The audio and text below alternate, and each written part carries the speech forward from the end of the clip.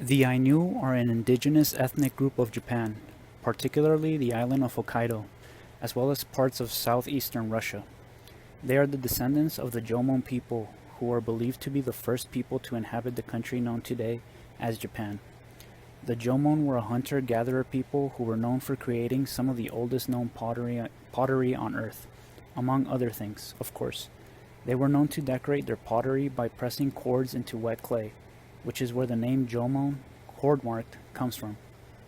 Studying the history of the Jomon and looking into photographs of them, for example, is a whole other rabbit hole, and I highly recommend it.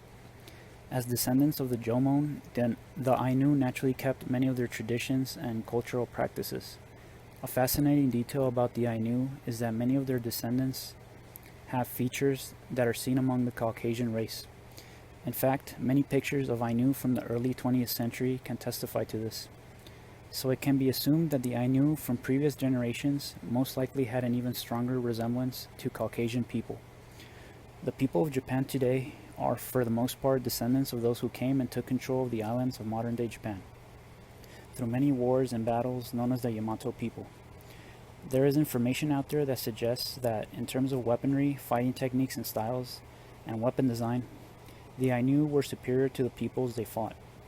In fact, looking into the samurai culture that is accredited to the Japanese, information out there suggests that the Japanese warrior class borrowed certain fighting techniques, cavalry styles, and weapon designs from the Emishi people who were ancestors of the Ainu.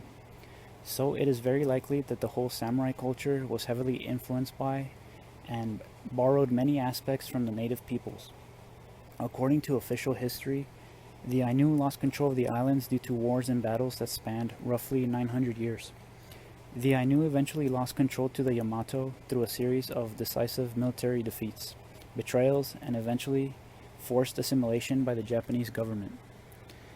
If in fact the Ainu were superior in terms of weaponry, cavalry, etc., there must have been many betrayals, post-war treaties, and promises made regarding class standing after the war.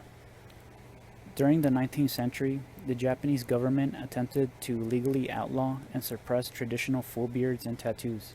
For instance, this was part of a campaign of forced assimilation and an obvious attack on Ainu identity and history.